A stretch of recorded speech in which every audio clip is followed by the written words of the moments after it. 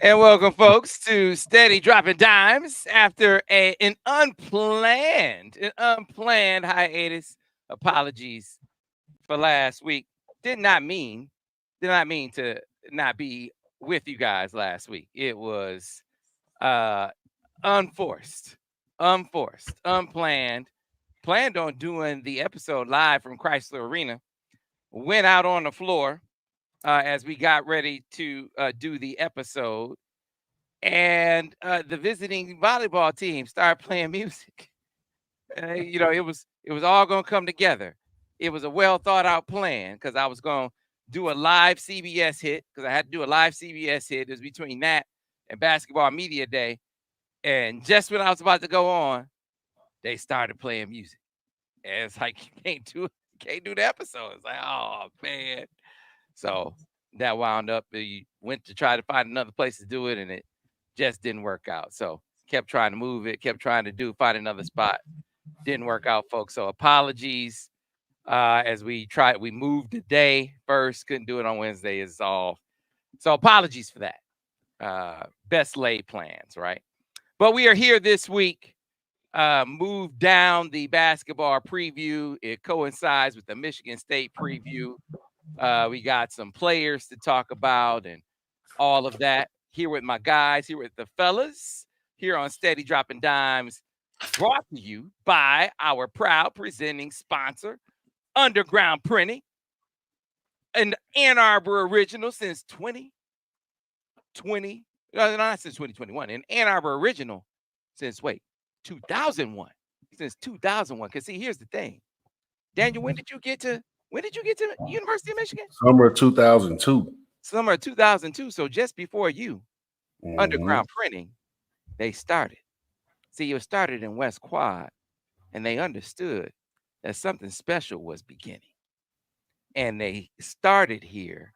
They stayed here. And so when you come to town for Michigan State this weekend, folks, and you're looking to get your amazing blue gear, you're looking to represent and get ready for Sparty 3 brick and mortar locations here in town for all of your amazing blue gear. And maybe you want to be warm because it might get a little chilly.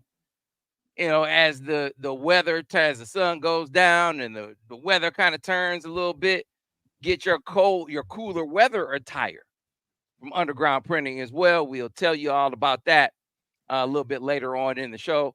Undergroundshirts.com, a great way to order your amazing blue attire as well. We'll tell you a little bit more about that a little bit later on in the show.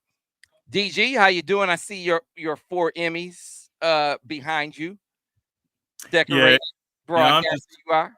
Just, nice background switch up is always good. I see, you love to have the stadium in your background. So I just said, sometimes you just got to remind them of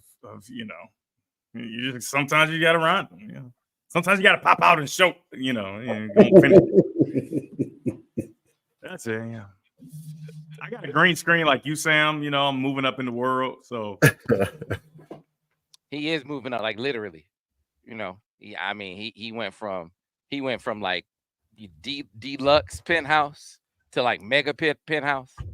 You should have seen him, man. All the movers that came to move all of his stuff earlier this week, it was unbelievable. Dang. Yep. Usually Sam fabricates stuff, and here he goes again. D. Horton, how you doing, brother? Doing good, man. Lucky I'm not in the infirmary like most of my Saints. I see Ike in the chat talking crazy. We got 20 plus injuries, man. It's gonna be definitely mailing it in for the rest of the season. So the Saints man. week? Oh yeah, you can't have 20 plus injuries when Sean Payton leave you in cap purgatory.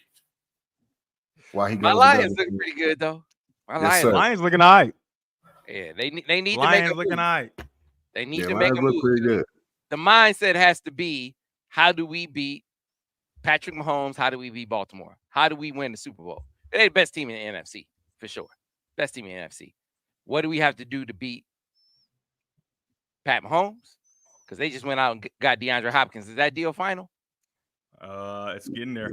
Yeah. What do we have to do? That's a heck of a deal. Yeah. What do we have to do to beat Mahomes, DeAndre Hopkins? And you want to know what's even crazy about it?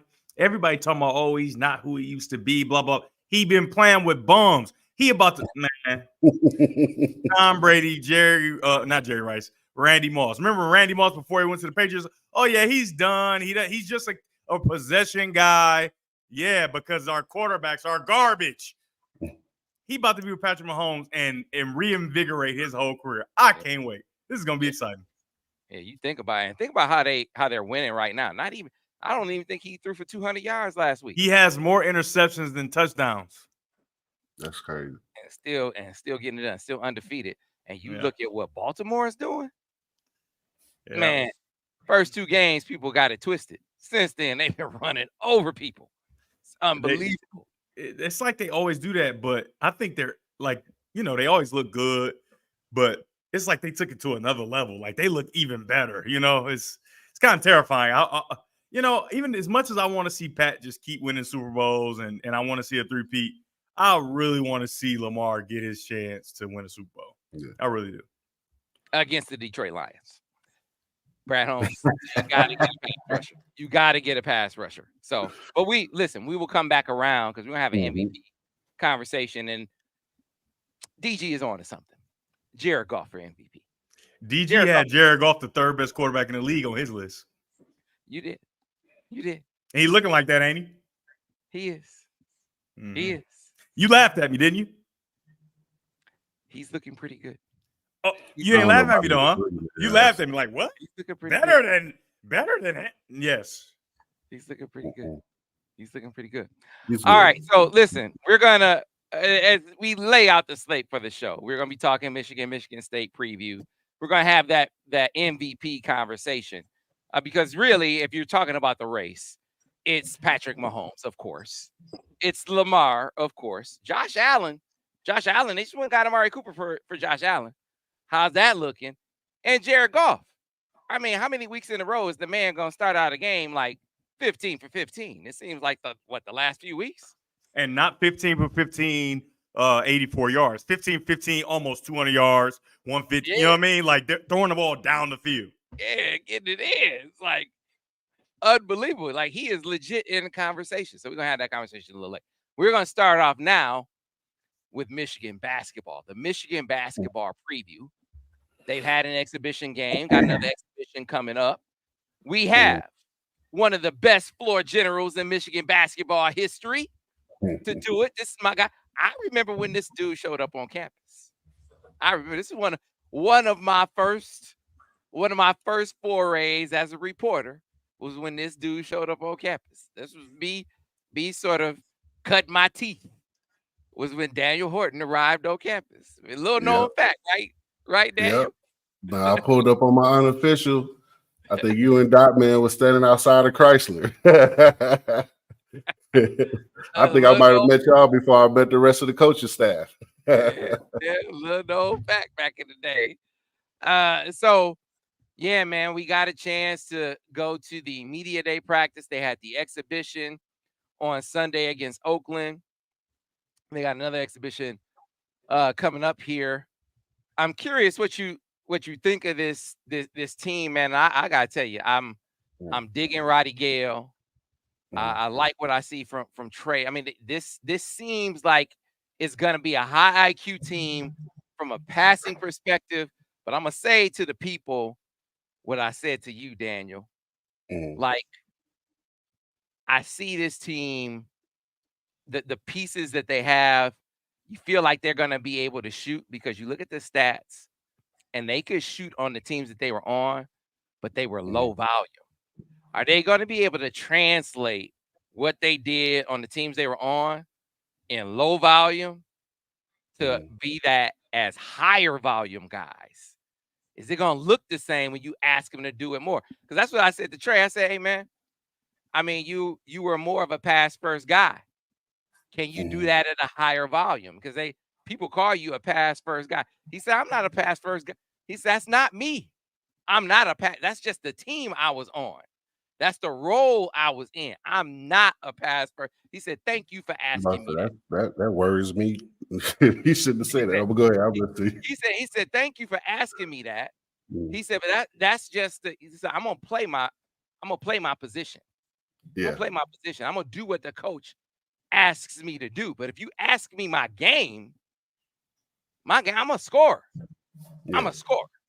So you put me in a position where I could go get mine, I'm gonna go get mine. I was like, okay, young fella, let's see it. So I'm curious, ball player Daniel Horton, when you watch this team and you watch Dusty's style of play, first tell me what you see in his style of play and how do you see these pieces fitting together?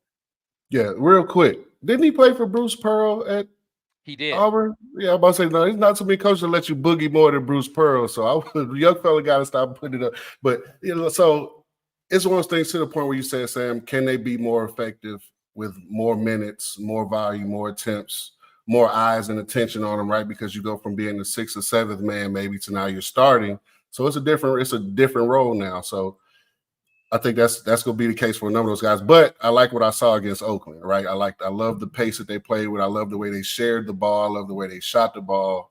Now, Oakland played a style that was conducive to them looking good, right? Michigan wants to run and get up and down, and Oakland's not trying to stop the ball. They're trying to run back to a zone, so a 1-3-1 zone. So it was kind of tailor-made for Michigan to push the pace and attack and probe and put pressure on Oakland's defense. And they did a really good job of it, scoring 93 points when those guys have never played together in an official game as a group. That's really encouraging, right? I think if they can maintain the shooting and the pace and the way they shared the ball and get a little bit more emphasis on getting Vlad touches, whether it's posting up on in the pick and roll situations where he's rolling to the basket and finishing, because statistically, that's probably out of all the advanced metrics amongst all the players that they brought in, Vlad's finishing at the rim, his post-ups, his rolling to the rim and catching and finishing, that's probably the highest percentage metric that they've had that they brought in, right? So I would kind of lean into that, especially playing in the Big Ten, right?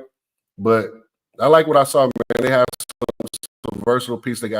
They went from last year having – last year Doug McDaniels was 5'9", 5'10", or something somewhere in there. Now they have all of their guards anywhere from 6'3" to 6'4", 6'5", which is going to serve them well in the Big Ten as well. They'll be able to be more physical on the perimeter.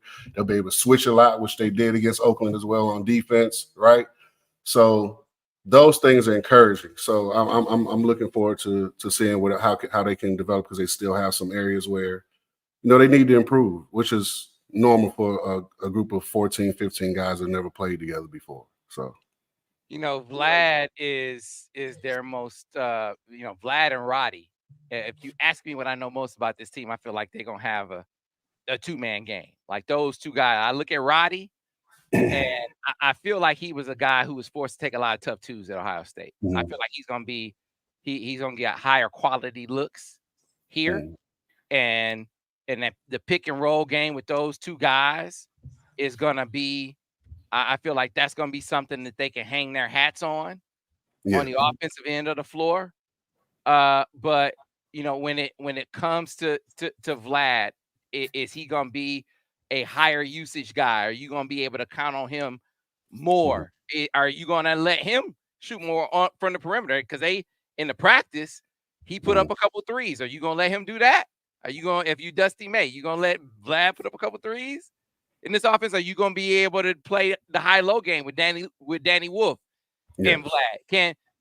Can Danny Wolf defend some fours in this, some wings and some fours in this league? Can you afford to have him on the defensive end of the floor in the Big Ten? How does that look, Daniel? So I would limit the amount that Wolf plays the three. He's not out. The Big Ten has evolved a lot since I played in the Big Ten, right? So I think the game is a little bit more faster, a little bit more open. There's a lot more outside, a lot more threes. Like I shot a lot of threes back, and it was a problem for some people, right? But I think now the Big Ten is a little bit more open than it used to be. But it's still a physical conference. You still have to have a post presence. You still have to have a paint presence. So if he's open, maybe take one or two, but I still want Vlad doing what he does best, which is rolling to the rim, catching the ball, finishing, playing with his back to the basket. He's really a high percentage guy playing that way. So I as a coach myself, I can't speak for Coach May, but as a coach myself, I want guys doing what they do best, right?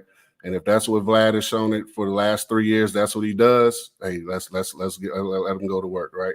I think for Wolf, he's very versatile, right? I think he can shoot the three, he can attack the rim off, attack closeouts. He can stretch the floor. He looked really good in their 5-out motion offense as a hub where he's initiating dribble handoffs and things of that nature. I would just caution putting him as the ball handler in high pick and roll situations. Like I've seen people hint at that, or Coach May talk about that in maybe he was joking, but that's not. See that action right there in the Big Ten, that Walters Wolf high handoff, unless he's catching and shooting that action, it'll be ineffective. It'll just be action to keep the defense moving, right? So I wouldn't get too excited about those types of things. But Roddy Gale, I really like what I saw from him. I think he's a guy that he reminds me a lot of the guards that I played against in my era, where he's not a whole lot of dancing. He's straight to it, right? When he catches it, it's 1-2 dribbles to the rim, or he's getting to his jump shot. He's a really good, as they say now, 0.5 basketball player, right? Where he's either catching and shooting, catching and driving, or catching and moving. And I think the more that those guys play that way, it'll mask some of the deficiencies that they do have and give them a better chance to win games. So, like I said, most of the things that I saw in the scrimmage and against Oakland, they're on the right track. I think as long as they keep playing with those concepts and playing with that pace, and Dusty continues to recruit and get more and more talent in, that he's from what I see, he's the right man for the job. I'm excited about what I'm seeing. Yeah, man. I'm interested to see. Like I know Trey Donaldson can shoot. I want to see outside of what can he do other than shoot. Yes. That's what I want to see from Trey. Roddy, I want to see about his efficiency. Like, man, Roddy can go get a bucket. But can he be a much more efficient guy for Michigan? When it comes to these dudes, as they fit it together, some of these young guys that we haven't seen, like, man, I feel like Kason is going to be, because we got a question for you already, Daniel, earlier in the show. Ike Harris wanted to know, Daniel, what freshman guard do you like the most? The Kason kid is really intriguing to me, and I don't know how much of him you got a chance to look at in any of these clips so far, but his athleticism, he seemed like he got a good handle on him. I feel like that's a dude that we're going to see even this year already. Yeah, no, he looks like he's maybe this backup point guard right now. Like from the way they had the lineups broken up with Trey on one group and him as the point guard on the other group. So it looks like he's the backup point guard at the moment. And that's a good start. That's a great start for him as a freshman, especially not being a 4-star, high 4 or 5, whatever the ranking said he was, to come into a new situation, a new team, and carve out looks like he's carving out a role already. That especially with his size, like you said, size, athleticism, his ability his willingness to shoot. Now, can he make plays for other people? Like I saw him do that a lot, shoot a lot of threes. He didn't make very many. But his willingness to shoot is going to keep the defense spaced. And then we'll see if he has the ability to put the ball on the floor and get in the lane and make plays for himself and other people. So I'm excited about his future as well. Eagles fan for life wants to know who's going to be the closer at the end of games. That's got to be Roddy Gale, doesn't it? Right, and that it'll probably be Gale. I would probably go to a 2-man game between Gale and Wolf, something of that nature. Just whatever, something high 2-man ball screen or some sort of 2-man game between those two. But for the most part, man, that's my biggest concern with this team. Everything about this team and the guys that they brought in screams solid, right? There's not any. Man, that guy's he's a bona fide star. He's a bona fide go. All of these guys are just solid to above average basketball players. And that's where that question comes in at the end of games, who's going to be the closer? And you don't necessarily have to have a closer. That's more NBA talk anyway, Sam.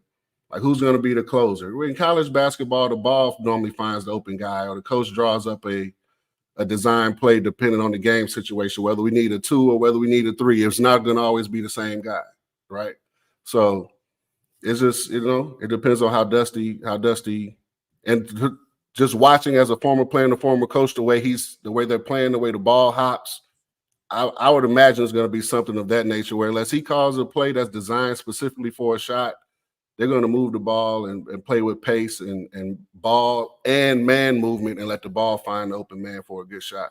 And that's the way the game should be played. So, yeah, I'm curious to see how. I mean, I like the number of ball handlers they have for a guy like Namari. I felt like it was tough for him when they yes. put him on the ball so much last year. I felt like it took away from his game when they put him on the ball. I don't know how you felt, Daniel. Yeah, no, he's not a point guard. And that's not a knock against him. It was just unfortunate the way that the roster was constructed last year that he was put in that position. Right. And I think you'll see a better player this year, no matter if he starts or if he comes off the bench. I think you'll see a better version of Damari Burnett now that he's more of it in his natural role as a ball player. Right. That's one thing that I'm hesitant when I hear we're going to let this guy handle the ball, this guy handle the ball. Man, it takes a lot to play point guard, especially at the college level and at the pro level. It's a lot at playing point guard. It's not about just, he can dribble or he can pad. No, you have to be able to, there's a lot more nuance to playing point guard than people think. So I hope that we're able to continue to develop Trey, continue to develop the young guy, Kaysen. I know my guy from Houston, Jones, he can handle the ball and play a little bit of point guard. I know he did a lot of that at North Texas. And so I'm anxious to see how teams are going to guard them when they go two or three ball handlers on the floor with those two big guys. So they have some pieces to work with. They definitely have some pieces to work with, and they have the right. I see the right attitude and the right togetherness from the guys. Right, it seems like they for a group of 14 to 15 new guys. I like what I'm seeing as far as the camaraderie, the synergy that they play with is going to be pretty good. What about on the defensive end of the floor, man? I mean, you watched them times. I felt like they wasn't going to be able to check anybody at times. How do you think they're going to be on the other end of the floor?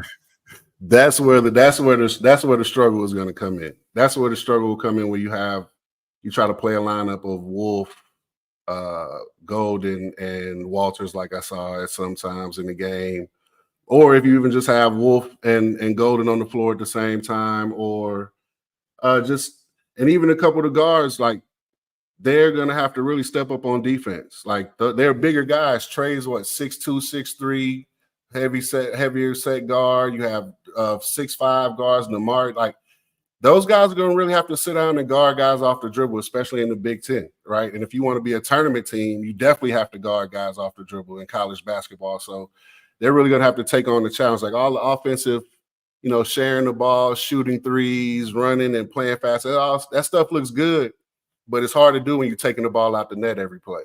So they're really going to have to sit down and play defense. And we'll see, man. I'm not a big fan of the the slower foot guys. So that's my thing. Yeah, well, listen, it's going to be interesting because they want to play fast. They want to get up and down the floor. So that kind of lends itself to a faster paced game. Yeah. A more wide open game. Yes. that knife cuts both ways. Yes, it does. That knife cuts both ways. So it's gonna hey, look, it'll be more entertaining for fans. That's for sure. Yeah. Yeah, it's gonna be interesting to see how that goes. Mhm. Recruiting wise, Michigan football had a big week where they got Andrew Babalola, the highest rated offensive lineman in the history of Michigan football as far as the rankings go.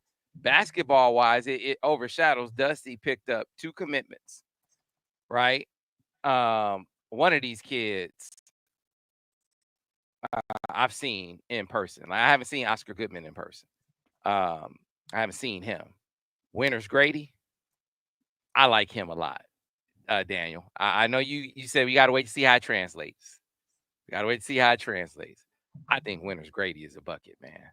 I'm excited to see how it's gonna look when he gets to college. I'm excited to see how it comes together with what could be a really good class when it's all said and done for Dusty, because I think Winters, he's really come up in the rankings. A dude who's 6'5" and some change, Has, he obviously has 3-point range, but can score in the mid range. He can score off the bounce. But he's a catch and shoot guy too. He needs to get stronger. He's not super athletic, but he's a good athlete. Needs to get stronger though. Needs to be able to play through contact. That's not really his game at this moment. I think that's really gonna determine how good he is. Can he get to the point where he can be a guy that can do that? I don't know if he'll ever be that, but if he can get to the point where he can be one of those guys that can play through some real physical contact, and ooh-wee. But right now, okay, he can hit a shot and say a little something, talk to you a little bit. I know you say you don't think that's necessarily going to translate, but right now I like it, Daniel. Right now I like it. Yeah, no, you always want a kid to have some confidence and got it in Texas, like you say, he got a little crap in his neck, right? You like that. You like a kid to be confident in himself and confident in his abilities, but it's a difference. So my only view of him has been from YouTube, watching some of his clips from Prolific Prep, watching some of his clips from Lake Oswego, and they look totally different, right? Yeah. His clips with Prolific Prep, he's mostly a catch and shoot guy. And with Prolific Prep, they're playing against Montverde and different schools, better competition, basically. He's a catch and shoot guy. But when I see him with Lake Oswego, he's the guy that you described, putting the ball on the floor, getting to his spots, talking crap. But it's a lot of this is basketball. Lake Oswego ain't like basketball that you're gonna see in the Big Ten, right? So, but just watch him. He has the tools that you want as a coach. He can handle the ball. He can really shoot it. He has great size for a guard. He's 6'5". So with all those things, you come in, you put him in Michigan's weight program, you get him in your system, and where the ball is moving, he doesn't have to do a lot of dribbling, and he can be a really good player. Now, will that happen? That's up to him. That's up to the coaching staff. That's no one can predict the future. But as far as having the tools to be a good basketball player in the future, definitely. I think he has the potential. What do you think of Oscar Goodman? Another kid really can really shoot the ball. I think that's the thing with the guys that Dusty is recruiting right now. I think of the 4 or 5 recruits that I've watched and the 2 that they've actually got over the last couple of weeks, that's the common thing where they can really shoot the ball right now. Like I said, I always try to view things from myself because I coach as well, right? So I look at see what these guys, how would I approach these guys, recruiting them or coaching against them or playing against them even. And it's just there's the foot speed, the lack of athletic ability, those things worry me. But as far as the skill level of the guys that Dusty bringing in, they're really skilled basketball players. So I see his vision. I just worry if it's going to translate to the Big Ten. So that's my question. Listen, man, shout out to Justin Joyner, assistant Justin Joyner. I remember talking to him, had him in the studio, and was talking to him like, look, Dusty and putting together his staff. I was asking all these guys, like, what do you think Dusty saw in you when he was assembling the staff? Because he, and Justin, he said, it wasn't really a connection there. He's like, so what do you think he kind of saw in you? They obviously, when he was kind of scouting the staff at St. Mary's, they defensively, they got after it, right? Yes. So he said I can really see that he kind of could value that and see what we really did. But he said it wasn't just that. He said, I'm betting you he wanted to tap into some of my West Coast recruiting ties. Like he kind of saw what we did and some of the players we got and who some of the guys that I was responsible for helping St. Mary's get. He said, I want to grab some of that. So Winters Grady, Justin Joyner. And then there's another kid that Michigan is in very good shape with. And we already got a question in the chat. And let me go and see. It might have been Gavin. Yeah, it was Gavin McLean. Said, hey, Sam, they still on that Stanton kid. Gavin, yes, they are. Now that's a program changer, Sam. Yeah. Xavier Staton. He is the number 2 center in the country. The number 23 player overall. Michigan is one of his 4 finalists. And Michigan may be the leader in the clubhouse for Xavier Staton. So they are in very good shape. I think they lead for Trey McKinney. So they Gotta get get those him. two. They get Yeah. those two. They get those two. Man, looking real good at that point. Yes. No, you got a big time recruiting class. You're able to pull those two guys, a 5-star kid in state, and which should be a no-brainer in every sport, Sam. In every sport, Sam. 5-star in-state kids in Michigan, man, it should be a no-brainer for any coaching staff at the University of Michigan, right? I know you're going to have competition from little brother down the street, but they're little brother for a reason. So, 5-star in-state kids, man, you got to at least go after them and put your best foot forward in recruiting them, right? And I'm not saying I realize we can't go after all the top guys in basketball because of the way the system, the way it works, and the politics and the money that go into it. But we got to take our shots at the ones that we have a chance with. And if we can get Stan, that's a kid that can help change the trajectory of your program. Also, that's one where you say, all right, that's one where you're not telling me, because every time I mention a dude, Dan, you be like, hold up, Sam. You getting too excited, Sam. But I'm telling you, man, some of these dudes be regular. Y'all be getting excited. You say I ain't getting too excited about Staton, though. I ain't getting too excited about him, Daniel. No. That kid is he can play. He can play. It's another kid that they're recruiting. Are we allowed to mention recruits' names on here? Yeah, you ain't no coach. Oh yeah, no. The Calderon kid, I really like him a lot as well. I don't know how close they are to him, but watching his film, that kid is explosive. He can get off the floor. He can really shoot it. His position versatility, like that's the thing you look for in today's basketball, right? Like in Dusty's, I think that's what he's attempting to do. Can they shoot? Are they skilled? Position versatility, athleticism side, those are the things that you look for these days. So that kid Calderon has all of those things. So I hope they get a chance to get him. Yeah, and so for people who don't know, Xavier Staton, he will be making his decision November 4th, and he will announce his decision live on 24/7 Sports, and he will be deciding between BYU, UNLV, Stanford, and Michigan, live on 24/7 Sports YouTube channel. All right, so that's a big one. It's a big one. And Sam, don't say that, man.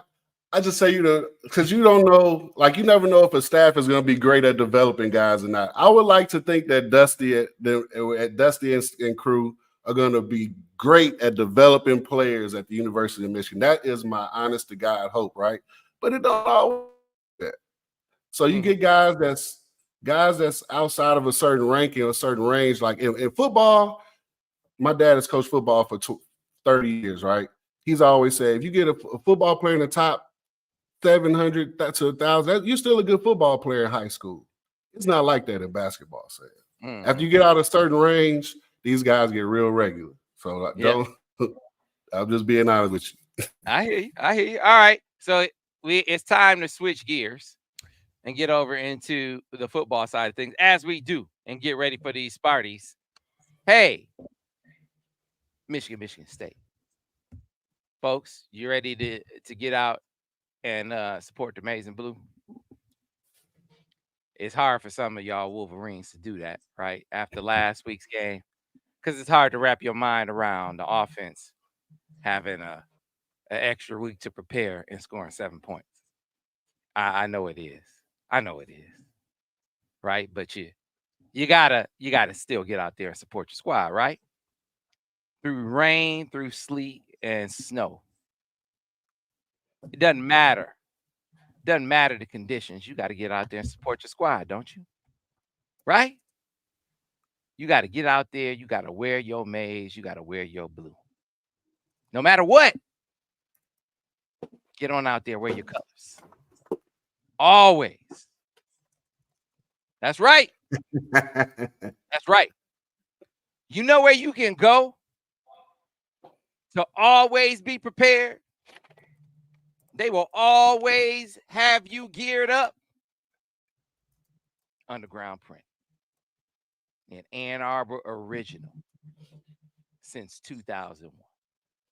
Undergroundshirts.com. See, the weather is turning. It's getting a little chilly. You might need some longer sleeves. You might need some colder weather attire. You need that Russian oligarch hat. DG knows something about colder weather attire. Hey, DG, All right. DG, he wears some of that. All right. Get Hey, back to your promo. Don't bring me in it. you know that Bolshevik attire that you saw. You remember that old Rocky 3 movie? Those that Russian attire that they were wearing in Rocky 3. DG wear that in the summer, right? But I digress. If you need your colder weather attire, Underground Printing has you covered there as well. Now, I don't think the temperature is expected to dip that low. But if you need sweaters, jackets, coats, what have you, Underground Printing has them in maize, in blue, whatever you might need. Any of their 3 locations in Ann Arbor, South Main, downtown, Southview, stop on by. They got you covered. See, our friends, they like to say, whatever your needs are, if it's Michigan, they got you covered.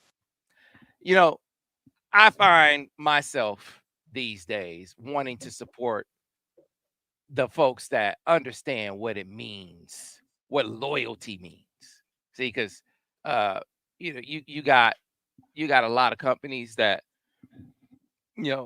have come and gone. Ooh, that's a nice shirt. Yeah, man. That is outstanding. Yeah, I See, gotta get that. that have come and gone. I don't even know if they understand what local means. To me, local means based here. Like they just slap a name on it, and they think that because they drop in and they're here on game day that's local. That's not local. Local is you're here all the time. See, Underground Printing is here every day, not just game day. That's local. Local is you reside here, not that you just ride in here. That's what other companies do. They just ride in here on game days. Mm-hmm. Underground Printing resides here. That's the difference. So ride with UGP because they live here. They stay here. And you should too. Stay with your team. Be loyal to your team. UGP is your team. So, folks, support the Maize and Blue. Support UGP. They ride with us, our proud sponsors. Support the Wolverines as they get ready to battle these Sparties this weekend. Beat State. Rock that shirt for sure. Rock that shirt for sure. We didn't expect for these teams to have the same record coming into this game, but here we are. This game is even bigger for that reason. I mean, it was going to be big anyway. But now you lose this game and they up on you. They're not just up on you in this game. They're up on you in the standings. 365. Crazy. Crazy to be in this position. So go get your Beat State shirt. Go get it from UGP. They got you covered. All right? Undergroundshirts.com. Again, that's undergroundshirts.com or any of their 3 locations right here in Ann Arbor. And again, South Main, downtown, and Southview. All right? And not just on game day, folks. See, don't let them fool you. Don't let them fool you. Some folks say local and it's just on game day. I'm just telling you. All right. Let's get to it, DG. Michigan State. Like I said, this game looks a whole lot different than we thought it was going to look heading into the season, right? Sparty looked good coming out of the bye week. Michigan, not so much, right? So handicap this game for us. Yeah, I mean, Coach Smith for Michigan State, he's a proven good coach, right? He's been a coach at the highest level, not the highest level, but the highest level of college football, right, in the Big 12 or Pac-12. But you just didn't know what what he wants to do, would it translate in the Big Ten, especially an expanded Big Ten with even better teams, in my opinion. He's starting to figure it out. And the one thing I always say, and it is kind of ironic because we do not have that at this very moment, is if you have a quarterback, you got a chance. Right. And he's got a young quarterback that he can build with, who makes mistakes, right? Like a young guy should. However, he's not as much a repeat offender from what I've seen of the same mistakes over and over, right? He makes those young, goofy mistakes where it's just like, oh, why would he do that? And then you think, oh, he's not even 25 yet. His frontal lobe hasn't developed. He just doesn't make great decisions all the time. But coming out of the bye week, it's like they use that bye week the way they should, right? I'm sure they worked on a lot of different things that was ailing them during the season before bye week. And the thing about them before the bye week, they weren't a bad team. Like if that quarterback doesn't turn the ball over a few times, they're in a lot of those games. And so they come off the bye week and they play much better. It was impressive. It was impressive. I hate to say it. It was impressive to see. And especially when you compare it to the way the Wolverines look coming out of the bye week. And it's just like, what? That East Lansing is not that far from Ann Arbor. Was the air different? Like, what were y'all doing that they weren't doing, and vice versa? We need to figure this out because this ain't supposed to be like this, right? Michigan is supposed to be the one out of the bye week, rolling, rubbling, and doing the deal, and it was Michigan State. And I'm like, oh man, I'm gonna get a Michigan State game, ain't I? Yep, I am. I probably am. Right, Michigan State, Indiana's on the table for next week, so. But like I said, it was impressive to see, and I always love to see a young quarterback improve and play better than he did before, and that's what their quarterback did. So it's tough. It's tough because Michigan has no idea what the quarterback situation is, right? And even if they think they've got it figured out, we can't trust them, right? Because they thought they had it figured out, and it was not figured out on any stretch, right? If you want to go Davis Warren, not figured out. You want to go Jack Tuttle, it wasn't figured out. And Alex Orji wasn't figured out. So this is going to be a tough one. It's going to be a tough one. And the one thing you hope is that all the defensive players, the guys that are clear first rounders and even late first rounders or early second rounders, that they don't cash it in. And for fans, you wouldn't be able to be mad at them, right? Because right now, the future looks very bleak for Michigan football this season, right? It doesn't look like they're going to be competing for a Big Ten championship. It also doesn't look like, obviously, they'll be able to compete for a national championship. And so the way that college football is going and how dangerous of a sport football is, you can't. Now, I would love for them to not, cash it in, not sit out. But you can't truly expect, with the ineptitude that we've seen on offense, coming off a bye week, scoring 7 points, to expect those first-round talents to continuously put their bodies on the line and essentially put their futures on the line, playing in a game that, it just doesn't matter as much. And I know a lot of fans, old school fans, and people who love Michigan, and like I said, I would want them to continue to play, but I understand completely. And if it were my little brother or my son, and we would have to have a real conversation of, what do you want out of life?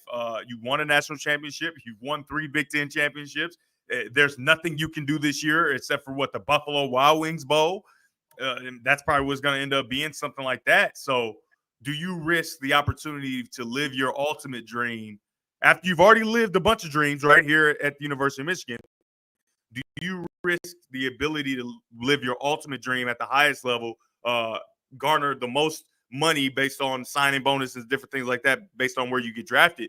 Is it worth it to risk that for, the love of the game in college? And I can't say, I don't have a son and I don't have a little brother in that situation, but I can't say that I would 100% tell him to go out there and do that. So fans, if guys start to not play and hold out or go start training for the draft or whatever the case may be, I say thank them.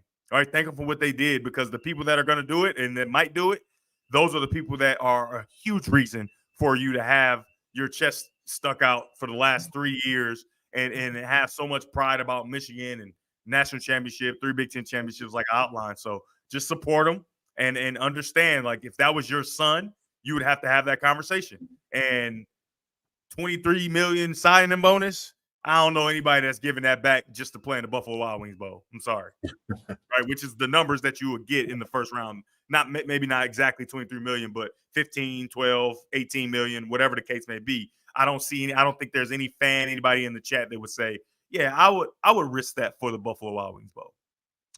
Yeah, I commend the guys for how they didn't mail it in. Yeah, it was very impressive. You watched that Illinois game; they kept playing, and that's a really good offense that they had to deal with. Yeah, they, you look at the resolve, the resiliency, and there had to be some frustration, and they didn't let that frustration affect their play. It didn't show. There were plenty of opportunities for it to, where they stop them on 4th down, a turnover puts them right back on the field. It's the end of the game, and there's opportunities to come back, and the opportunities are squandered. And the defense goes out there and they play to the whistle. They play to the final second. And so I think you're going to see the guys who, the health isn't a question. Those guys, I think, are going to be on the field. I mean, it's Michigan State. I think they're going to be on the field. And the question then becomes, from a quarterback perspective, what are you going to do as far as the coaching staff is concerned? What's going to be your game plan? What's going to be your attack plan for how you go at Michigan State? I think they're going to go back to some version of Davis Warren and Alex Orji. Probably mostly Davis Warren. That's what I think they're going to do. I have not confirmed that, but I think that's what they're going to do. Yeah, I mean, the big thing for me, somebody, I don't know who it was. They sent a tweet to me, and I'm trying to find it, because it was, I'm not the numbers guy all the time, because you need to watch the games, and it's the analytics and actually watching the game. It's just so different to me. But the tweet, I can't find it. He kind of outlined like the number of points versus the number of drives versus the turnovers and everything for each quarterback. And like Orji, it wasn't even close, right? As far as like points per drive, obviously turnovers, he's only got 1 turnover. And so when you think about that, it's just like, what do you think you're going to get from Davis Warren, right? Are you going to get top 3 quarterback in the country? Are you going to get elite level quarterbacking? Not likely. It's just not likely. And the reason it's not likely is because, 1, he hasn't had a bunch of reps, and 2, his talent doesn't suggest that he'll be that level of quarterback, right? So if that's the case, you have to lean into Orji and his running ability and things like that, because the more you throw the ball, the more you're going to turn it over. And if your plan is to throw the ball with Davis Warren, who's proven that he's going to turn it over, even before he's proven he's going to turn it over, it's still a risk when you throw the ball. So if you're not going to throw the ball with Davis Warren a bunch because you're afraid of the turnovers, then there's no reason for him to be out there, right? And if you are thinking of throwing the ball a bunch, you're not thinking, right? Because that's just not who Michigan is right now. So, I mean, the only option, in my opinion, is Alex Orji lean into his run ability, try to continue to develop, do what you get paid to do, right? Develop him as a passer, and see how it goes, right? I mean, that's all you can do. That's all you can do. But the numbers bear out that the safest bet and the most productive bet is Alex Orji. Will it look pretty? No. Will it look like how you want it to look? No. However, even though, like I talked about on Monday Morning Quarterback, we've never seen what Orji can be as a passer. We haven't. And from what I've watched, he has improved as a passer. And I'll reiterate it. in the Washington game, the batted balls that ended drives. First of all, they were batted balls, right? Batted balls, which you can't blame the quarterback for batted balls, right? And his feet and eyes were in the perfect place, and he was throwing to the right guy. That's improvement. Well, And that's against a defensive coordinator who's Bill Belichick's son, right? So he had a plan. He knew what he's going to do. He attempted to execute the plan. Now, do we know if it would have been a perfect throw or whatever? I don't know. It looked like it would have been pretty good, but you just don't know. What I've seen from him, when his hips and feet and shoulders are in line to a target, he hits the target, right? So when you see that and then the balls are batted, you don't know, but that's improvement because before his feet and eyes weren't in the same place. He did not look like he had a plan, and he looked like he was having his first opportunity in a big-time college football atmosphere playing quarterback. Feet a little antsy, all those different things, and a lot of that subsided in those early drives against Washington. Now, granted, they went to Tuttle because they thought they would have a better chance of coming back with passing plays every single down, and he rewarded them by going down and scoring on I believe it was 3 straight drives. But Alex Orji did make improvement in that game. And who knows, maybe if he stays in the game, they start to lean on him in the run game and he has some easy throws. I don't know. But I just think that, like I said, if Davis Warren is not going to be elite, which he isn't, that's a fact. We've seen it. He's not going to be elite. There's no real reason for him to be the quarterback moving forward. I hear you. I understand what you're saying. Mm-hmm. I don't disagree. Mm-hmm. I think. But you got inside intel? Yep. There you go again, y'all. There you go again. He let me go through that whole soliloquy, and he know exactly who they're going to play. I'm sick of it. This man is an inside trader, if I've ever seen one, and he needs to be jailed. He needs to be jailed. Where's the FBI on dropping dimes? The wolf on State Street. Daniel, he needs to be jailed. The wolf of State Street. The wolf of State Street. Hey, put it in the chat. Wolf of State Street. That's the 2 straps. I'm telling you, this man is an inside trader. Jail him, Ike. Jail him. We gotta put that on a t-shirt too. That's not what I wolf of State Street. I was about to say is I was about to lay out. Look, I think I've been very clear.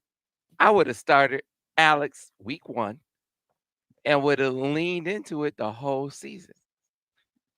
But what I would do and what they do and what they're going to do, I think, are 2 different things. It is very clear that what there and what specifically what Kirk Campbell is comfortable with, I think it's 2 different things. I think that there's a certain level of passing offense that I think they want to have. And I think it ensures that you're going to have at least some Davis Warren involved in the offense. Sam, it ain't no human in Schembechler Hall that can provide them that passing game. Oh, well. I hear what you're saying. I hear what you're saying. There's no human. I mean, the only human walking those halls, in my opinion, is JD. What is it, JD? JD, who never got a chance to play football, I thought was really, really good. He's a quarterback assistant. Shoot, maybe Declan Bile, right? Suit Declan Bile up, maybe. But those are only 2 dudes in that building. I'm thinking, right now.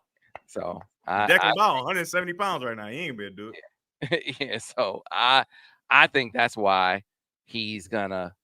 I think that's why he's gonna play. But I think you got to play Alex some. I think you have to. I don't think they have a choice but to play Alex. Like I think if they had, if you had his druthers, he would play Davis. But you got it. But you don't have any choice but to play Alex. Like, Sam, why not? Why not this? Why not have the coordinator? Michigan is very smart place, great minds all around. I have and in the chat, if you can help us with this, you can do that. How about we create a device, maybe goggles, right? Goggles. Create a device where Campbell can put the goggles on, and when he looks out on the field, even though it's Alex Orji, it's Davis Warren. All right. So then he can call the game as if it's Davis Warren, and then we can just see what Alex Orji can do. I think we can do that. No, we're funny. Michigan. You funny. Group chat. What we got? Can we do that? Can we get the goggles going before Saturday? Because Hey, somebody in the research lab get it going. We got a shot. I think we got a shot. Hey, DJ, you got to. What'd you say? I said you got to petition one of them research labs. That's what I'm saying. But we need it by Saturday. Is what I'm saying. We need it by Saturday.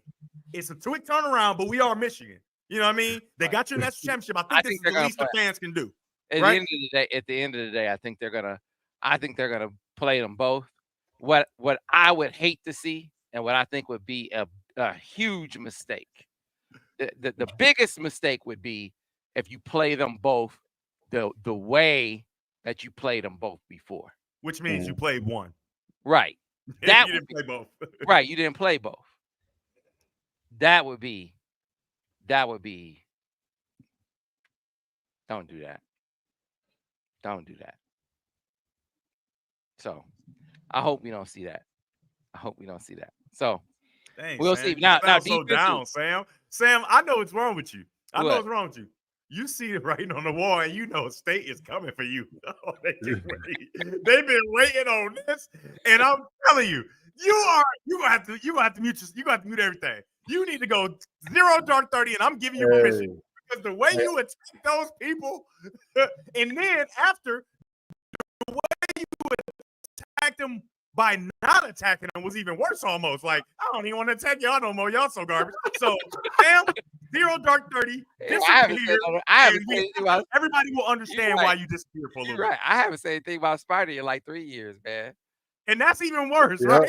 That's even worse because the reason you're doing it, that's what makes it worse. And they know why you're not doing it. And you would even from time to time hint, yeah, Sparty and me, no reason talking about them. That's even worse than how the ranch is going on.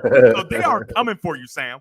You need to talk to whoever you need to talk to get this situation right. Because if Michigan State wins this football game at the big house, you ain't gonna be able to leave. They're gonna be looking for you.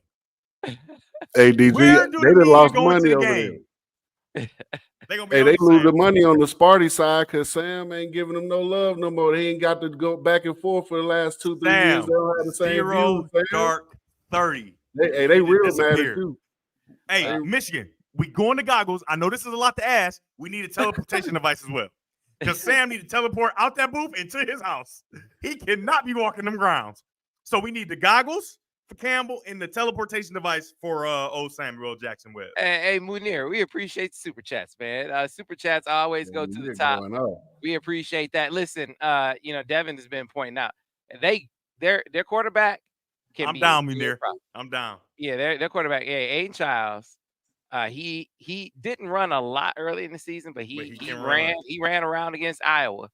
He gave them real problems. And Nick Marsh, especially if Will Johnson doesn't play, is one to watch.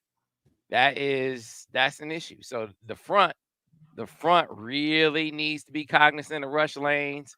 You saw Altmaier running around in that last game. You saw QB those draw plays really give them some issues.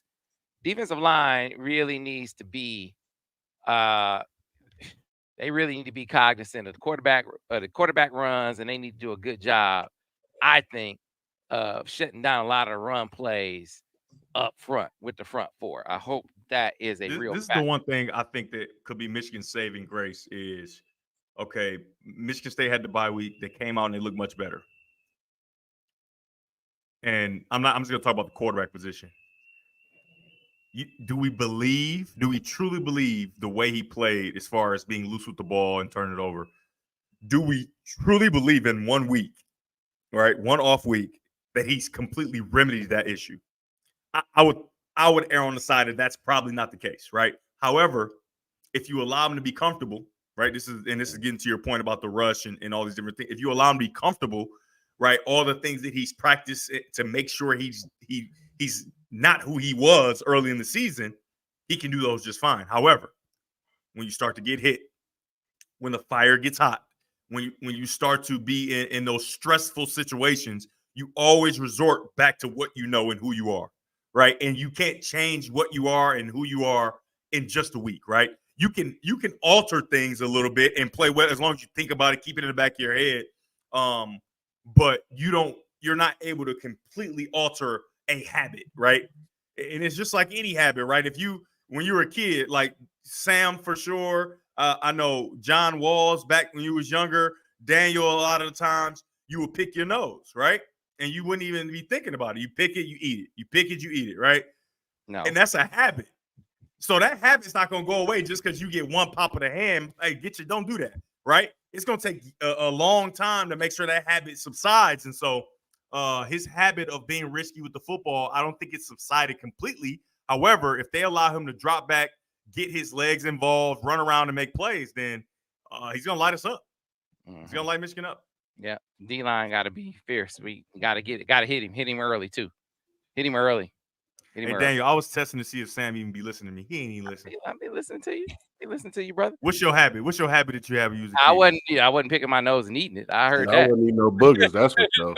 I was like, what is this dude talking about? Sam, I thought you did, Sam. I thought you were doing that.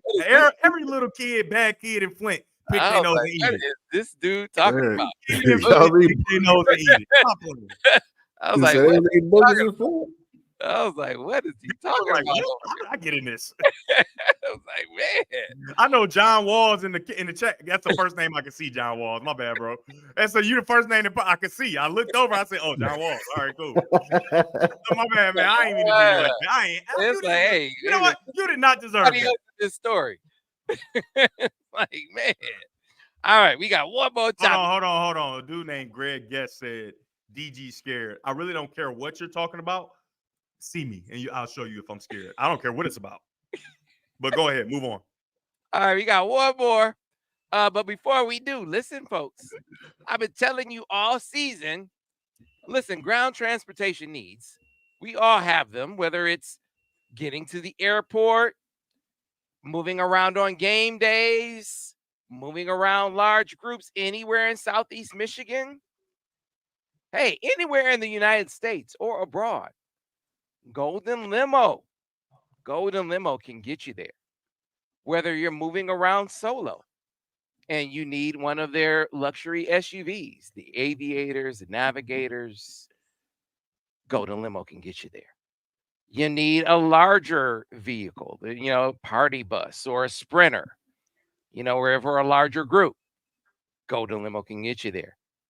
One of those teams, a huge team. Hey, Michigan football, Michigan basketball, they ride Golden Limo. They'll get you there. And when you book, make sure you mention the golden ticket, because the golden ticket is your ticket to contributing to Michigan NIL, because Golden Limo, they are proud contributors to Michigan NIL initiatives. They support many Michigan student athletes in NIL endeavors. And so they'll make contributions with your ground transportation fees when you mention the golden ticket to Michigan NIL and to a great veterans charity called Freedom River, right? And not only that, if you mention the golden ticket, you will automatically be entered into the pool of people from which they will select from this pool to, be invited to this postseason party that they're going to be having, where not only Droppin Dimes crew, Vance, Al, some members of the team. I know Zeke Berry's going to be up in there. Young Samaj Morgan's going to be up in there as well. It's going to be a postseason party. We're going to have a great time. All you got to do is mention the golden ticket, and you might be at that party too. Ben, why don't you go ahead and roll that Golden Limo footage? If you have ground transportation needs, get to your destination on time, every time with Golden Limo. Ride like the Wolverines. Feel like a Wolverine when you ride with Golden Limo, the proud transportation partner for many of Michigan's sports teams and the primary transportation provider for Michigan Wolverines football. All you have to do to book your golden ticket reservation is go to goldenlimo.com/golden ticket or call their team at 734-668-8282 and mention golden ticket to book your transportation reservations today. Anywhere in Southeast Michigan. And hell, you don't even have to live in Southeast Michigan. I mean, they have transportation partners anywhere you are, so you can use that same code wherever you are, and they can set up your ground transportation with Golden Limo, we're using their transportation partners and do that same thing that way. And it all works out, folks. So make it happen. And Sam, hold on now. Don't forget that code. Code 2 straps. And somebody in the chat asked when you adding the third strap is what they asked. You know, when you adding that third strap. Yeah, Nick said, when you adding that third strap, Sam? If the code get used too much, he gonna add the third strap. So what's the third one? You got 3 one, times. two? I don't even know how to. It's like a seatbelt around the waist. It's a yeah, seatbelt around the waist. They do have a third strap around. Yep. Sam gonna be wearing it. It's all right. I've never. I thought they made a fanny pack. I was like, you got a fanny pack too, Sam? Oh man. All right. So listen, this MVP conversation is real when you talk about multiple time MVP. Lamar Jackson is killing it right now. Is killing it right now with the Baltimore Ravens. Of course, you have, Patrick Mahomes is Pat Mahomes. Josh Allen getting a lot of buzz. But what about the Detroit Lions, Jared Goff? He is legit with it right now, DG. What about Jared Goff?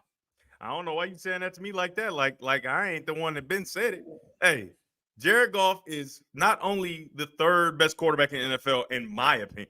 Put your fingers down, Ain't fan. You an Ain't fan. You don't even get to comment, okay? Your quarterback is garbage. Now, back to what I'm saying. He's the third best quarterback, in my opinion, in the NFL right now. You go third or fourth. Josh Allen, I think him and Josh Allen, in my opinion, right now are interchangeable. But Patrick Mahomes, Lamar Jackson, and then Jared Goff, Josh Allen. I think those are the top guys. The way he's playing it's almost like watching like a 5-star play against, just a regular old team with no college recruits on it, right? Where you drop back and you complete every single pass. You really don't have much of a resistance, except he's doing it against the best players in the world, right? Yeah. It's so impressive, man. I don't think we've seen a stretch where a guy is going multiple halves, multiple quarters, and not throwing incompletions. Amen. Let alone like interceptions, right? He's not throwing incompletions. That's crazy. That's crazy. And if they don't start talking about him in the MVP category, the fans of the Lions, which we already believe that everybody hates us and everybody's out to get us. They cheat us on calls all the time and stuff like that.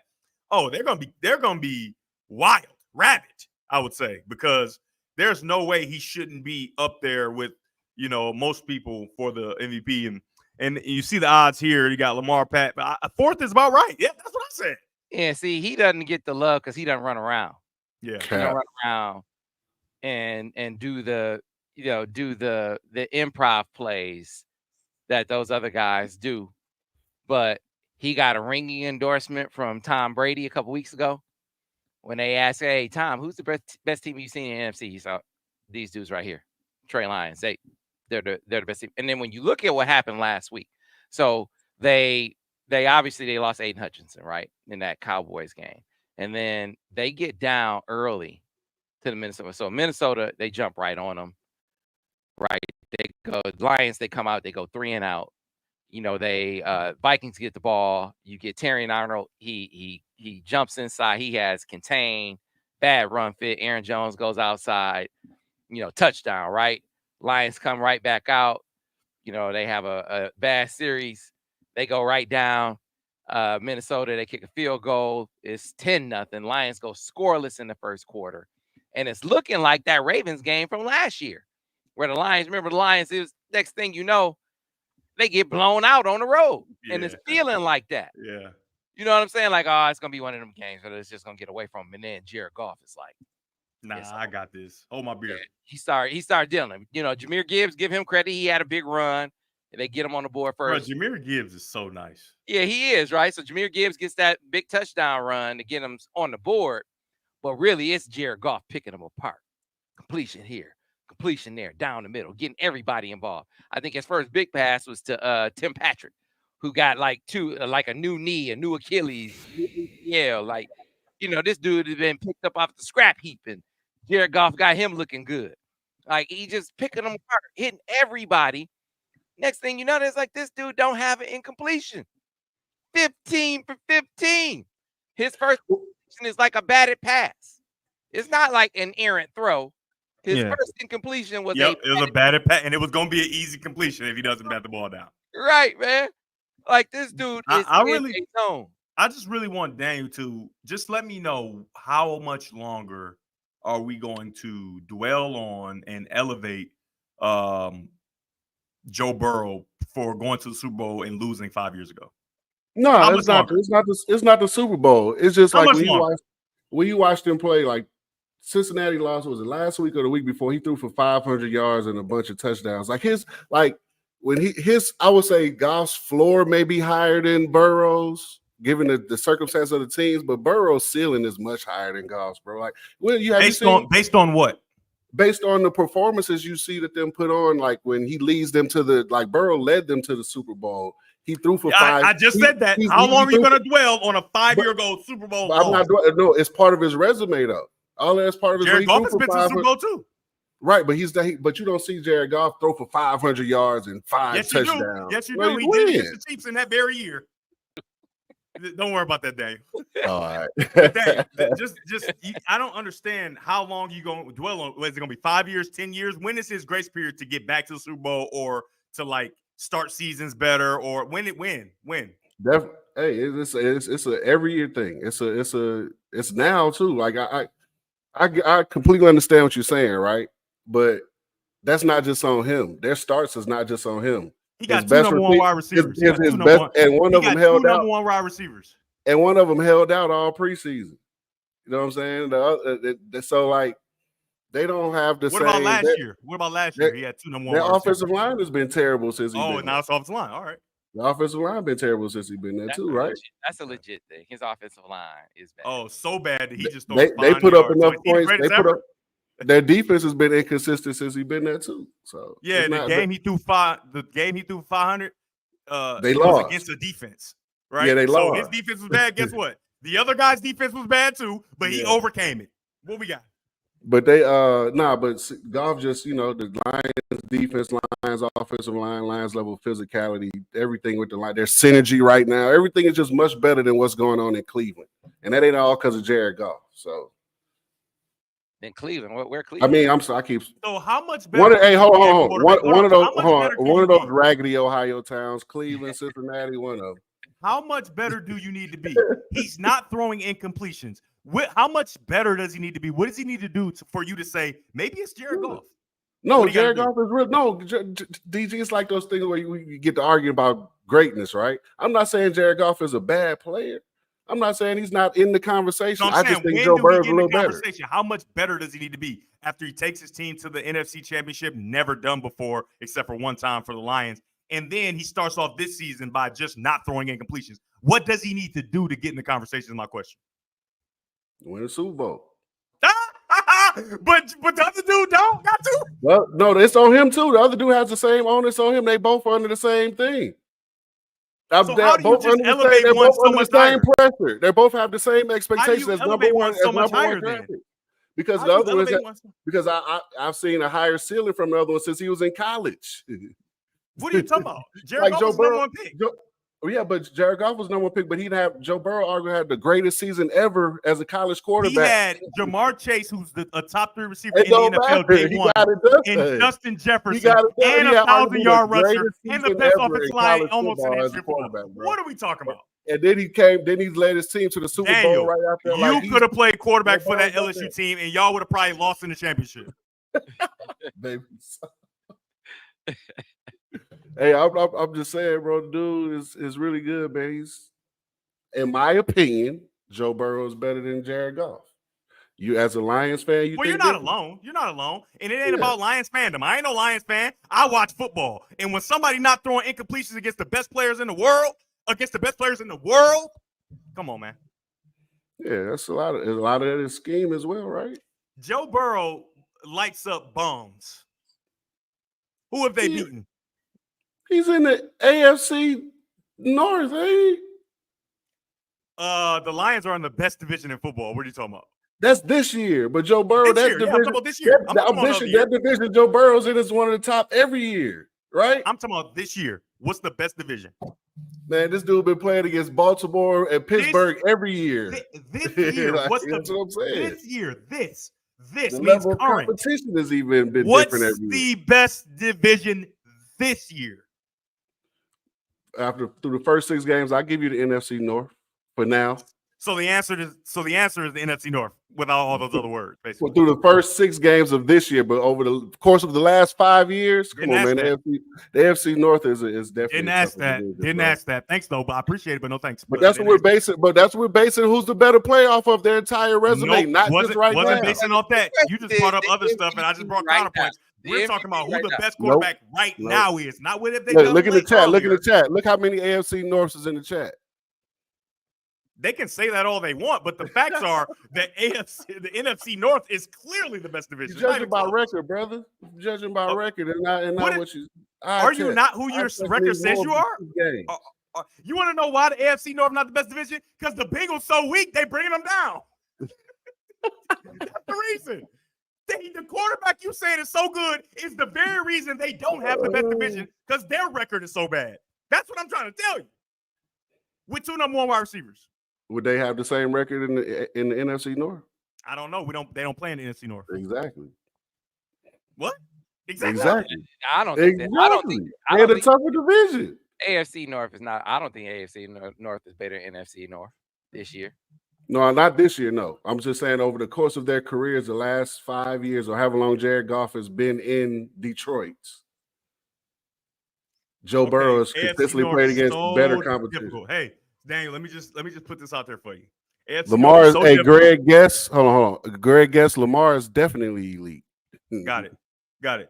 The Bengals have not lost in that strong division. It is strong, but they're weak. They lost to the Patriots, the Chiefs. Okay, they should have lost that one. The Commanders and the Patriots. The Commanders and the Patriots. Time out. Let me say this. No, you're not gonna poo-poo on the Commanders like they ain't been smacking folks. Yeah. Can I say what I'm gonna say? The Commanders was the second worst team in all of football a year ago. We talking about this year, though. You just established we talking about this year, remember? Can I finish? Or are you not gonna let me finish? Can I finish? A year ago, you can't go back and forth now. So can I finish or not? Go ahead. Yes or no? Go ahead. Last year, the worst team, second worst team in all of football. Okay, I'm not gonna let you finish. You can keep talking about last year. You just said we're not talking about last year. We're talking about this year. You just said that. All right. I can't let you do it. Everybody in the chat that's smart, they probably can see where I'm going. Where a quarterback on the second worst team changed everything. What? Offensive line? What? What'd you say? Because that offensive line was terrible. Washington made way more changes than just Jaden. Jaden is a big part of it, but they made a number of different changes. Hey, he hate guys that don't throw incompletions. He hate guys that don't throw incompletions. Another guy, Jaden Daniels, who don't throw incompletion, and he talking about, it's other moves. I would take Jaden Daniels over Jared Goff. That's what really make you mad. Hey, that's what really make you mad. You're crazy. I take Jaden over Jared Goff. That's what really make you mad. Yeah, that's cool. Okay, they lost to the Patriots, Commanders. They barely beat the Panthers. Y'all lost to the Bucks at home. Are you really bringing the Lions in this? Come on, man. Come on, dog. Jared Goff lost to the Bucks. Leave the Lions out of this. The best team that they had played up to that point, they lost to. Am I wrong? Come on, man. They lost to the Bucks in week 2. They lost to the Bucks in week 2. And since Jared Goff ain't threw 5 incompletions. And they barely lost to him. Barely, yes. Come on, man. Y'all done beat the Rams. Yep. The Cardinals. The Cowboys. The Cardinals is a really good team. Yep. Go ahead. Man. Stop it. Who else they beat? Who you say was a really good team? The Cardinals are a good football team. You just watched them win. All right, man. Okay. All right, you're right. The Cardinals are better than the Patriots. Nah, I'm not. Hey, the Philadelphia Sixers better than Magic. Nobody cares. That's not true. Why are you saying that? The Sixers are better than Magic, but nobody cares though. The Sixers are good team. People do care. People do care about the Sixers. What are you talking about? The Sixers, nobody care about that. Man, you think about the team. Nobody watches. Terrible analogy. Obviously, Daniel doesn't watch football. So when was the last time you watched the Sixers play the Magic? No, never. Daniel doesn't watch football. Now, point being, I don't watch the Cardinals, so I'm not going to sit there. Yeah, all the I teams. know you don't. I know you don't because they're talking about Kyler Murray once again doing his deal. So I know you don't. That's why I said. I saw the game Thursday. They won that game Thursday, 17-15 or whatever it was. Who won? Very impressive. Who won? Who won? Nah, I'm not moving the goal. The Bengals just beat the Giants 17-7 with your guy. No, who is that right there? Walter. I'm trying to keep Devin to the standards that he said. The He said Bengals it's not about beat the pass, the Giants it's about this year. 17-7. Say it again. The Bengals beat the Giants 17-7. Yeah, and y'all lost to the Bucks. Your guy lost to the Bucks. He lost to Baker Mayfield in week 2. He lost to Baker Mayfield. It's an L on the record. 2. The Giants owner is on suicide watch because they best player play for the Eagles. And they are cashing the season in, benched their quarterback multiple times this year, and you only score 17. Hey, that's a tough look. I don't disagree with you there. That's a tough look. That's no. And if we talking about what have you done for me lately, that's the most recent Joe Burrow we know, 17. The most recent Jared Goff we know. Man, and the offense was just so out of sync. That week. It was so out of sync. Whose offense, Sam? Whose? I'm talking about the Lions offense. They took, and man, the ref completely caused the interception in that week. The dude got totally. Oh, you talking? I'm talking about in week 2 in the Buccaneers game. Week 2? We could just live in this week. 17-7. What are you talking about? Who was the quarterback? Did they put a different quarterback in? Buccaneers game. What happened to the 500 yards for Joe Burrow? I'm talking about that Buccaneers game. The referee. Did T. Higgins play? T. Higgins just came back, didn't he? Man, you just want to find excuses. No, that's just a random question. That has nothing to do with this man debate. Joe Burrow throw for 500 yards one time. The last week they just beat the Browns. He was 15-25, 181 yards. Stop playing. Stop playing. Is the Browns defense? Hey, hold on. Is the Browns defense good? Is the Browns defense good? He ain't the reason they beat the Browns. Is the Browns defense good? I'm pretty sure Jared Goff's numbers would look different if he played against the Steelers, Ravens, and Browns 6 times a year too. 181 yards. All right. What happened to that 500 yards you was talking about? He was doing it every week. If he was playing against the NFC North where everybody scored, he'd be throwing 500 yards. He played against the Patriots. Another team that play tough defense. They not very good. But they play tough defense. Crazy. You're crazy. They have a defensive coach. You're clearly crazy. They gonna play D and run the football because they can't throw the ball neither. Oh man, Cowboys got a pretty good defense. No, they don't. Oh, okay. Well, no, they don't. He threw the same amount of passes as Joe Burrow, 25. He threw the same amount of passes, and guess how many? The Lions and Saints still scoring on the Cowboys, and the Saints got 20 people on the Cowboys better team than the Bengals. Tell you that. You think so? I know so. I don't know. You give up damn near 100 points in 2 games. I don't know if you're better than too many other teams, bro. And it's so crazy how you talk about how bad Joe Burrow's defense is, but I just really want to go look. I'm gonna go look and see how much. I said they were bad in the game he threw for 500. I said they've been inconsistent. All I'm saying is they not giving up a whole bunch. No, they just haven't been consistent. I ain't saying he was bad. So what's his excuse for being what is it? 2-4? What is he? 3-4. I don't know. I'm pretty sure if somebody knew they would know, right? If we could figure it out, they could figure it out because they do that every year. The only team he played in that strong division is the Ravens, and Lamar outplayed them.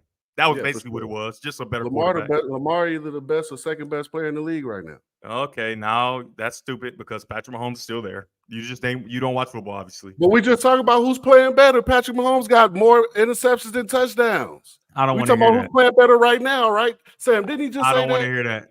How many times he gonna move the goalpost? Didn't he just say that? I don't want to hear that. So previous years matter. So Patrick Mahomes don't count with his previous years overrides everything, right? Daniel, do you realize if you go previous years, Jared Goff is a better quarterback? What I'm telling you he's is done more. I'm not, but you just said we're not talking about previous years. We're talking about we're not, and we're just talking now. He's better. So is Lamar Jackson playing better than Mahomes right now?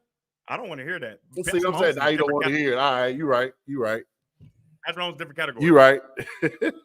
I know. But that's why that's why you're saying Jared Goff. But that's why you're saying Jared Goff is better than Burrow because Burrow. I guarantee you, there's not one human on the planet that will say Lamar is a better quarterback. No real human. I didn't say he was a better. I said he's either the first or second best player in the league right now. The way he's playing, and he is not being the first if you're Patrick Mahomes, which is untrue. He's playing better than Patrick Mahomes right now. That's fine. Patrick Mahomes in the category of his own. Yeah, and he's going to win another MVP. So if he keeps playing like he's playing, right? And Patrick will probably win another Super Bowl MVP, probably. But because his team has been more successful. But as far as the individual, this will be Lamar's third MVP, right? And if Patrick wins it'll be his third as well. You don't even have to. You understand? Patrick got the same amount of MVPs, right? It was rhetorical. I already know. You understand? Patrick got them MVPs too, right? You know that, right? You know he got regular season and Super Bowl MVP, right? Yeah, but does he have 3 MVPs? He'll have 3 if he wins one this year. He's not going to win it this year the way he's been playing. He got the best odds to win this MVP, crazy. Who does? Patrick Mahomes. How? Because he's the best football player in the world. No, Lamar Jackson's going to win MVP if he keep playing like he playing, bro. Those odds can change. You know that, right? Yeah, I know. But now, you said right now, right? Yeah, right now. Right now. Check the stats. Check the stats who's playing better. Lamar had awful stats last year and won MVP. Not about stats, obviously. Check the stats. And he'll win MVP again this year. Unless he gets hurt. Which one is more important? Super Bowl MVP or that wasn't the argument. Come on, man.